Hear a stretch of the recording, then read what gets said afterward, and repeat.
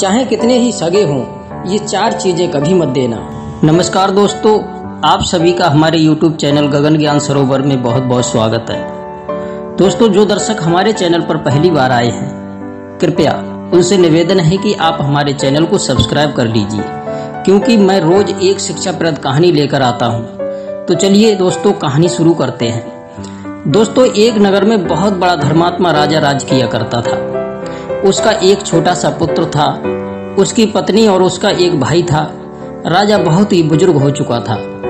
तो राजा ने सोचा कि मेरा पुत्र तो अभी नादान है, वह इस राज्य को नहीं संभाल पाएगा।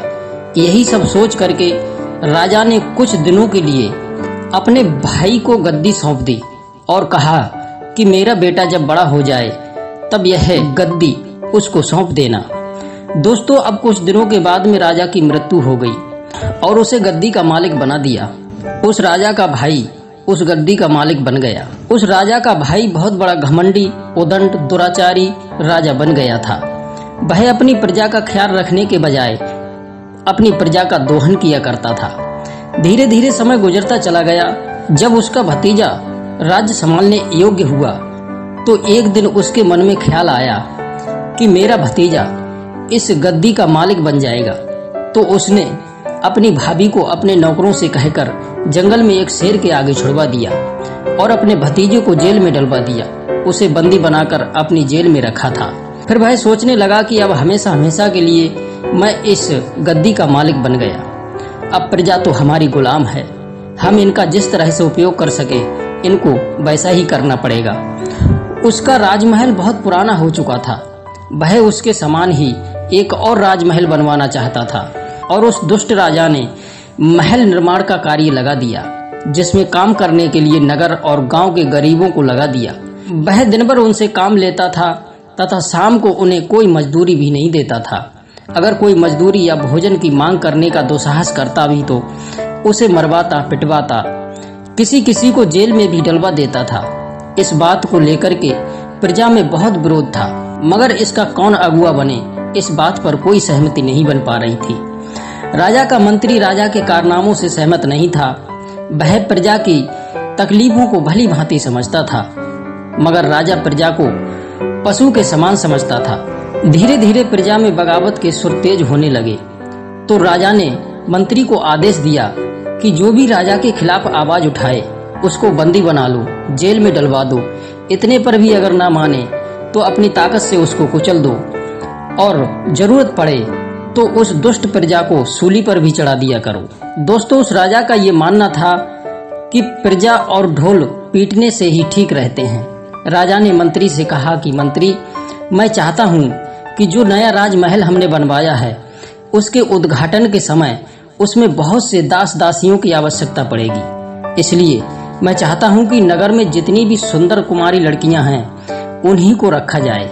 अगर जो स्वेच्छा से नहीं आए तो उसे जबरदस्ती उठा करके लाया जाए। नगर की वे सुंदर कुमारी लड़कियां रोज नृत्य का कार्यक्रम उस राजमहल में करेंगी। तो इस तरह हमारा महल एक अलग तरह का भव्य महल होगा, जिसकी चर्चाएं दूर दूर के देशों में भी होंगी। मंत्री राजा की बात सुनकर के मन ही मन बहुत दुखी हुआ, मगर वह कुछ कर भी तो नहीं सकता था, क्योंकि वह जानता था कि राज दरबार से और राजा के आदेश से बंधा हुआ हूँ। अगर विरोध किया तो या तो ये बंदी बना लेगा या फिर उसे देश निकाला दे दिया जाएगा। मंत्री ने एक उपाय सोचा। उस नगर से कुछ दूर एक विद्वान ब्राह्मण आश्रम बना करके रहते थे। वह एक परम तपस्वी थे। राजा एकमात्र उन्हीं का आदर करता था, वरना नगर में जो भी ब्राह्मण या याचकों को कुछ देने के बदले मारपीट करके भगा देता था। मंत्री उस महात्मा के आश्रम में गया और उन्हें प्रणाम करके राजा के उद्देश्य और काले कारनामों के विषय में अवगत कराया। महात्मा राजा के खुरापाती दिमाग को और उसके उद्देश्य सुन बहुत चिंतित हुए। कुछ देर शांत होकर विचार करते रहे, फिर मंत्री से बोले, तुम चिंता मत करो, इस दुनिया में हर चीज का अंत हो जाता है। एक दिन राजा के अत्याचारों का भी अंत हो जाएगा। अगर राजा नहीं बदला और अपनी आदतों को उसने नहीं सुधारा तो हो सकता है कि राजा का ही अंत हो जाए। हम उसे किसी विशेष अवसर पर सद्बुद्धि देने की और उसे सही मार्ग पर लाने की कोशिश करेंगे। आप उस अवसर की प्रतीक्षा करें। मंत्री वहां से लौट आया। एक दिन वह भी समय आ गया कि महल बनकर तैयार हो गया। राजा ने उसके उद्घाटन के आयोजन में दूर दूर के अपने मित्र दुष्ट राजाओं को आमंत्रित किया था। वे दूर दूर देश के राजा इस लालच में पधारे थे कि उन्हें उपहार में बहुत सी सुंदर सुंदर कुमारी दासियां मिलेंगी। राजा ने मंत्री को आदेश दिया कि आयोजन में भोज के समय नगर की कुमारी लड़कियों को विशेष तौर पर आमंत्रित करे। मंत्री राजा का असली मकसद जानता था, इसलिए गुप्त रूप से पहले ही प्रजा में सूचना भिजवा दी कि वे अपनी अपनी कन्याओं को राजा की बुरी नजर से बचाकर रखें। हो सके तो वे अपने रिश्तेदारों के घर भेज दें या फिर कुछ दिनों के लिए उन्हें गुप्त स्थान पर छिपा करके रखें। आयोजन के दिन मंत्री ने राजा को बताया कि हमारे नगर में इस वक्त एक भी कुमारी कन्या अपने घरों में नहीं है। लगन का वक्त चल रहा है, वह ब्याह कर अपनी अपनी ससुराल चली गईं। एक दो बची हैं, वो बहुत बीमार हैं। राजा मंत्री पर बहुत आग बबूला हुआ। बोला, मैंने तुम्हें बहुत पहले कह रखा था कि कुमारी कन्याओं को हर हाल में आयोजन में बुलाना है, फिर उनकी शादियां क्यों हो गई? तुमने उन्हें रुकवाया क्यों नहीं? तुमने नगर की लड़कियों की शादी पर रोक क्यों नहीं लगाई? मंत्री बोला, क्षमा करें महाराज, दरअसल आपने ऐसा कोई आदेश नहीं किया था, वरना अवश्य ही रुकवा देता। राजा बोला, हमारे दरबार में पूजा पाठ और यज्ञ करने के लिए एक भी ब्राह्मण नहीं आए हैं और ना ही एक भी याचक प्रसाद पाने के लिए आया है। प्रजा में से भी एक आदमी अब तक दूध, दही या अंडा अन्न लेकर के नहीं आया है। मंत्री बोला, महाराज, प्रजा पहले ही आपको कर दे चुकी है और पुनः 1 माह के अंदर दोबारा कर देने लायक उनके घरों में कुछ नहीं बचा है, इसलिए वे बिना कोई उपहार लिए महल में आ ही नहीं सकते। राजा बोला, मंत्री, तुम प्रजा का साथ देते नजर आ रहे हो। हमें लग रहा है कि तुम उनका पक्षपात कर रहे हो। तुम जानते हो इस दुष्टता के लिए तुम्हें कठोर दंड दिया जा सकता है। राजा मंत्री को फटकारने लगा। तभी महात्मा जी राज दरबार में पधार गए। राजा ने अपना क्रोध शांत करते हुए उनका स्वागत किया। वह बोला, महाराज, जब आप आ रहे थे तो दूर से हमारा नया महल आपको कैसा लगा? महात्मा बोले, राजन, आपने बहुत अच्छा धर्मशाला बनवाया है, उसमें एक साथ हजारों अतिथि रह सकते हैं। राजा बोला, महात्मा जी, आप जानते हैं कि मुझे मजाक पसंद नहीं है, यह भी जानते हैं कि मैं आपकी बहुत इज्जत करता हूँ, फिर भी आप इतने बड़े भव्य को एक धर्मशाला कह करके राज दरबार में अपमान कर रहे हैं। जानते हैं, आपकी जगह अगर यह बात किसी और ने कही होती तो मैं उसे इसी वक्त मृत्यु दंड दे देता। आप सही और उचित तरीके से महल का वर्णन करें। राजा ने फिर से पूछा कि आते वक्त राजमहल आपको कैसा लगा? महर्षि बोले, एक बार कह तो दिया था कि बहुत सुंदर भव्य धर्मशाला है। राजा महात्मा पर आग बबूला हो गया। वह महात्मा को चुनौती देते हुए बोला कि आप अपने दिमाग में फीड करें, यह धर्मशाला नहीं महल है। अगर आप इस महल को सिद्ध नहीं कर पाए तो आपको बंदी बना लिया जाएगा और कल बीच चौराहे पर सभी जनता के सामने सूली पर चढ़ा दिया जाएगा। महात्मा बोले, राजा, तुम मुझे मृत्यु का भय मत दिखाओ।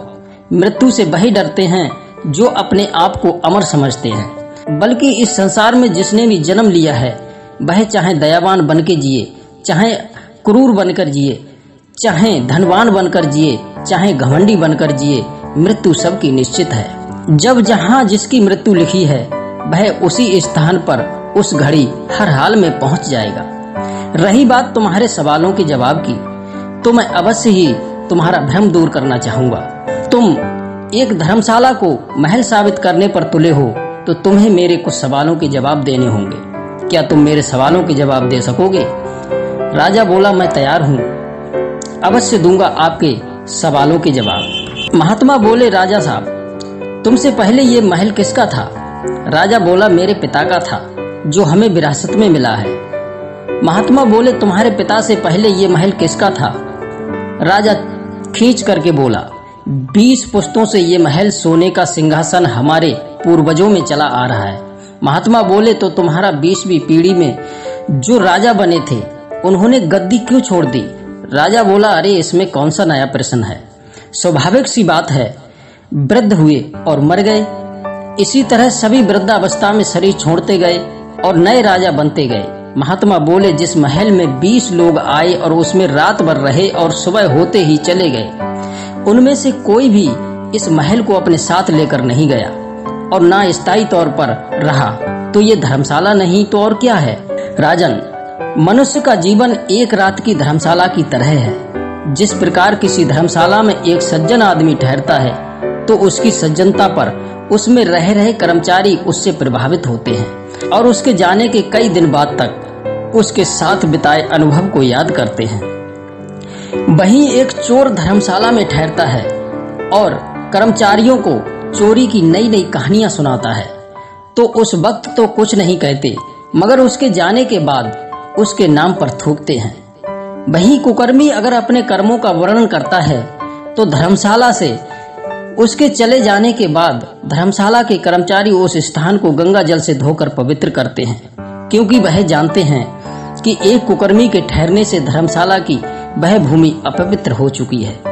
राजन, मेरा कहने का तात्पर्य है कि ये राजमहल भी एक धर्मशाला ही है, जिसमें तुम्हारे जैसे राजा आते जाते रहते हैं और मेरे जैसे महात्मा भी कभी कभी उसमें आते जाते रहते हैं। राजन, प्रजा राजा के लिए अपना एक परिवार होता है। वास्तव में देखा जाए तो राजा अपनी पूरी प्रजा का पिता होता है। प्रजा की बेटियां उसकी अपनी पुत्री होती हैं। मुझे बहुत दुख के साथ में कहना पड़ता है कि तुम एक क्रूर, घमंडी, अत्याचारी और कुकर्मी राजा हो, जो अपनी प्रजा की बेटियों को अपने कुकर्मी मित्र राजाओं को उपहार में देना चाहते हो। तुम प्रजा पर तरह तरह के अत्याचार करते हो। तुम्हारे दरबार में तुम्हारे बुलाने पर भी एक भी ब्राह्मण नहीं आया, क्योंकि तुम उसका अनादर करते हो, याचकों को मारते पीटते हो। यह तुम्हारे लिए शर्म की बात है। राजन, अगर तुम्हें अपने सवालों का जवाब मिल गया है तो तुरंत गद्दी का त्याग कर दो और अपने भतीजे, जिसे तुमने इस गद्दी के लालच में जेल में बंद कर दिया है, उसे गद्दी सौंपकर सन्यासी बन जाओ। तुम जानते हो कि यह सिंहासन तुम्हारा नहीं है, तुम्हारे बड़े भाई की अकाल मृत्यु के कारण कुछ दिनों के लिए तुम्हें सौंपा गया था और बड़े हो जाने पर अपने भतीजे को गद्दी सौंपनी थी। तुमने अपने भतीजे को बंदी बना जेल में डाल दिया है और उसकी माँ को जंगल में शेर के सामने इसलिए छुड़वा दिया था कि शेर उसे मारकर खा जाए। मगर जिसकी मृत्यु नहीं लिखी है उसका काल भी कुछ नहीं बिगाड़ सकता। वह बेचारी राजरानी आधी रात को घनघोर जंगल में मुझे अकेले रोती बिलखती मिली थी। मैंने उसे सहारा दिया और आज तुम्हारे डर से भेष बदलकर मेरे ही आश्रम में जीवन बिता रही है। तुम्हें चलकर के उससे माफी मांग लेनी चाहिए और अपने भाई के पुत्र को तत्काल रिहा कर उनसे अपनी गलतियों के लिए क्षमा मांगनी चाहिए। अगर तुम्हें लगता है कि मैंने सवालों का जवाब सही नहीं दिया है और तुम में सत्य को नकार देने की शक्ति है तो मेरे को कल क्यों आज ही चौराहे पर ले जाकर अपने हाथों से सूली पर चढ़ा दें। मैं शहर से ही तैयार हूँ। महात्मा की बातें सुनकर के राजा की आंखें खुल चुकी थी। महात्मा ने उसे प्रत्यक्ष आईना दिखा दिया था।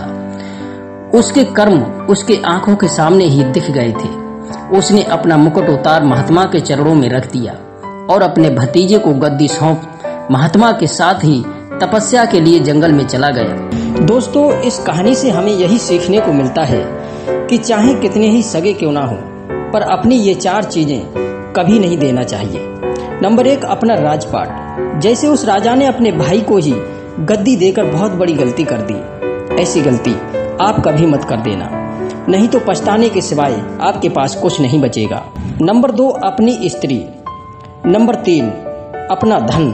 नंबर 4, अपना पुण्य। इसलिए दोस्तों, अपनी ये 4 चीजें चाहे कितने सगे क्यों ना हो, कभी नहीं देना चाहिए। दोस्तों, यदि आपको हमारी कहानी अच्छी लगी हो तो कहानी को लाइक कर दीजिएगा, हमारे चैनल को सब्सक्राइब कर लीजिएगा।